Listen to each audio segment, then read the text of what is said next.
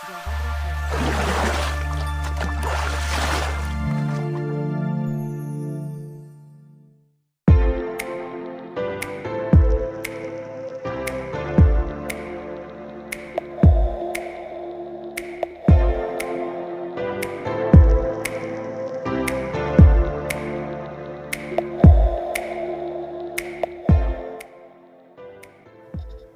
Assalamualaikum warahmatullahi wabarakatuh. Halo sahabat Sukatani, bagaimana kabarnya hari ini? Mudah-mudahan kita senantiasa semangat ya. Sahabat Sukatani, kali ini kita akan menanam pare atau paria, teman-teman ya. Nah, kadangkala kita saat perlakuan penanaman banyak sekali yang mati. Karena itu, kita akan lakukan penyemaian lewat media potrai agar nanti saat penanaman minimalnya bisa mengurangi faktor kematian pada benih. Sahabat Sukatani, potrai yang kita gunakan ini adalah potrai ukuran 105 lubang, dan nanti akan kita gunakan beberapa potrai untuk menyemai biji dari paria, dan juga nanti sebagian akan saya coba untuk persemaian dari tanaman oyong ataupun gambas. Nah teman-teman, untuk media yang saya gunakan adalah untuk bagian bawahnya ini saya hanya menggunakan tanah yang sudah kita lakukan penggemburan, teman-teman. Ini pure tanah semuanya, dan kemudian nanti akan kita ratakan pada seluruh permukaan bagian potrai. Kita hancurkan seperti ini, kemudian kita ratakan pada seluruh bagian potrai. Teman-teman bisa menggunakan kayu agar permukaannya benar-benar rata, dan juga pastikan tidak ada celah yang terdapat pada potrai, sehingga nanti setelah kita lakukan penyiraman tanahnya akan melengkung dan kurang padat.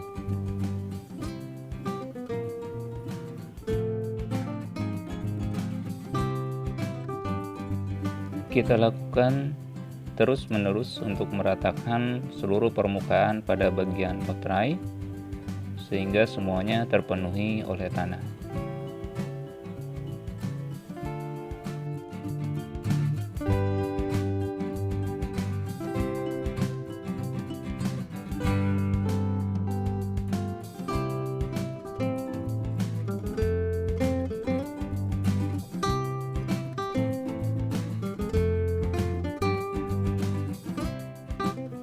Nah teman-teman, setelah kita lakukan pengisian tanah pada seluruh permukaan potrai dan kita ratakan, kemudian kita siram dengan air. Teman-teman bisa menggunakan spray yang menggunakan mesin. Kita lakukan secara merata agar seluruh permukaan dari tanah terbasahi oleh air.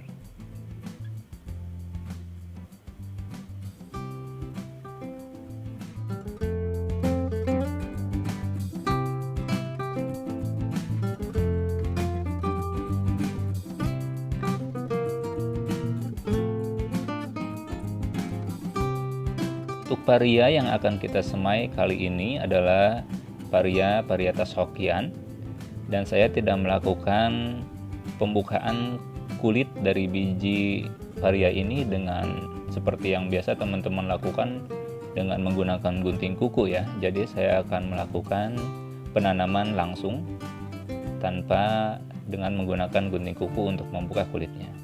Oke, kita buka teman-teman.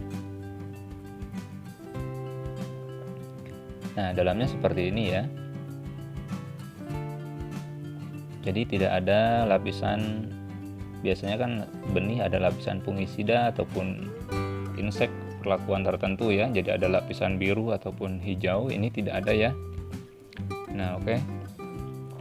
Untuk posisi penanamannya, nah teman-teman bisa posisikan seperti ini ya. Jadi tertidur seperti ini. Ataupun kita perhatikan ini bagian yang ada lancip-lancipnya, ini adalah tempat keluarnya akar teman-teman ya. Posisinya bisa berdiri seperti ini. Jadi jangan sampai terbalik, karena biasanya kalau paria terbalik posisi penanamannya itu justru akan menyungkur ke bawah dan akhirnya susah untuk tumbuh. Apalagi kita melakukan tabela pada lahan. Nah, oke teman-teman. Setelah kita basahi, kemudian kita siap untuk melakukan proses penanaman biji paria ini. Sebentar saya perbesar dulu ya, agar posisinya bisa terlihat. Nah, kalau teman-teman ragu antara bagian yang akan keluar akar ataupun tidak, teman-teman bisa melakukan hal yang saya lakukan seperti ini. Posisi penanamannya itu tertidur saja seperti ini ya. Jadi jangan sampai berdiri dan akhirnya nanti salah antara menentukan sisi yang mana yang akan keluar akar dan sisi mana yang tidak. Oke, kita skip teman-teman ya sampai selesai. Anggap saja sudah selesai. Kita beralih ke perlakuan selanjutnya. Nah, untuk menutupi biji paria yang telah kita tanam, biasanya saya menggunakan, ini adalah bekas dari pembakaran sisa jerami teman-teman ya, yang kemudian kita campur dengan tanah dengan perbandingan 50-50 teman-teman ya, atau perbandingan 1:1. Kemudian kita campur seperti ini, kita aduk sampai benar-benar merata. Jangan sampai ada butiran-butiran tanah besar yang nanti justru akan membuat posisi pada potrai kita tidak rata.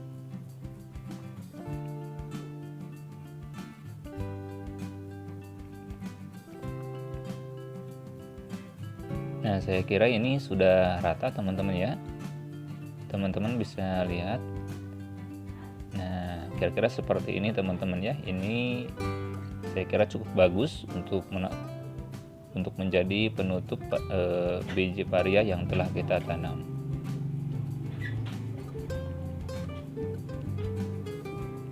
Oke, bagus ya.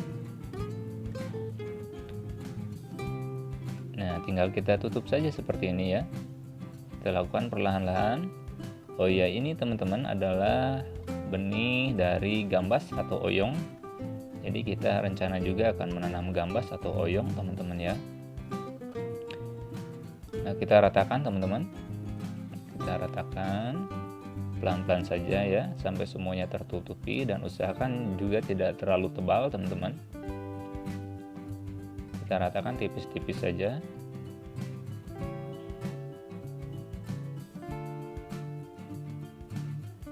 Oke. Nah, kemudian kita buang ini yang besar-besar seperti ini ya. Nah, kita buang.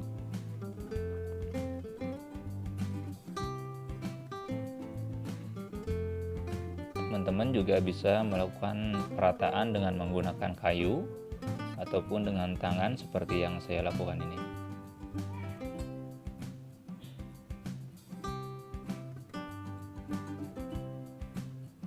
Nah, oke ya.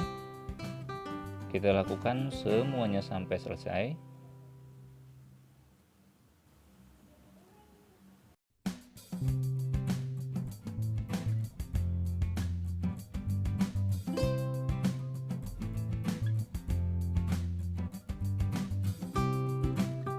Nah, ini teman-teman ya yang sudah kita tutup dengan menggunakan sisa pembakaran dari jerami dan juga yang kita campur dengan tanah. Jadi lumayan cukup rata seperti ini.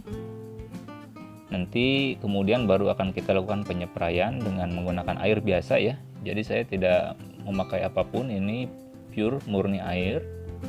Kita lakukan pembasahan saja sampai benar-benar basah.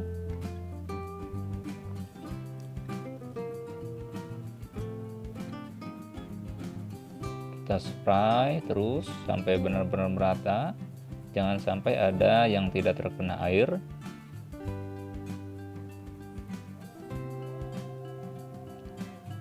Oke.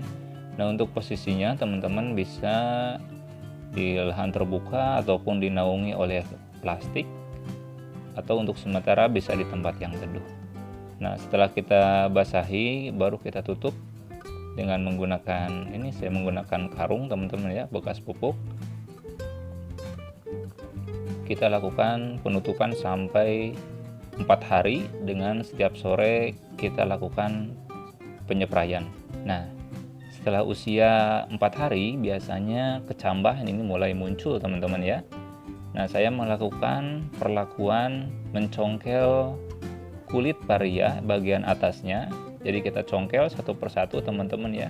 Kecuali yang belum tumbuh seperti ini, kita biarkan terlebih dahulu.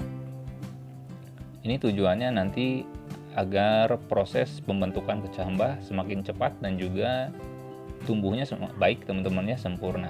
Nah, teman-teman bisa lihat ini ada sebagian tanah yang sudah retak-retak. Ini sudah mulai tumbuh teman-teman.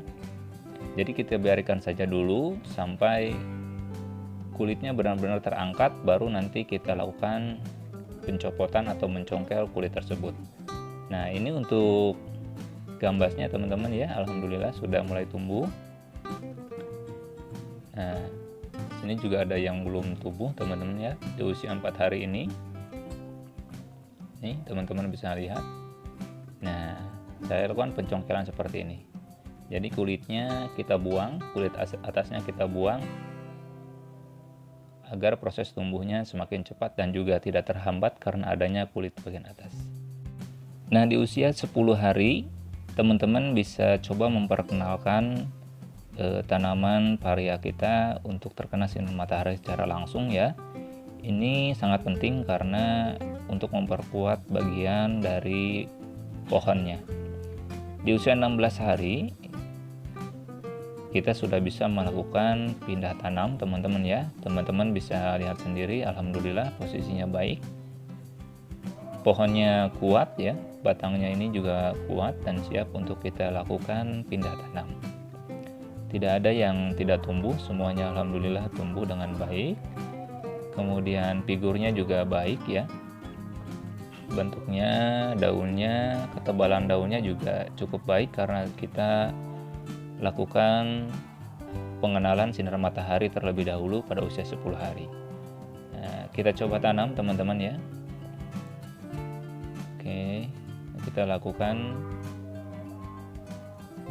seperti ini. Oke, saya kira cukup ya.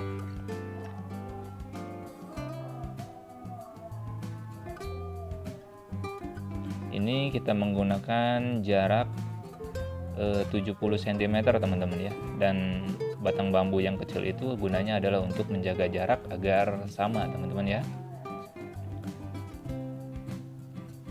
Oke, kita coba pindahkan, nanti yang sisanya mungkin dilakukan pekerja teman-teman ya.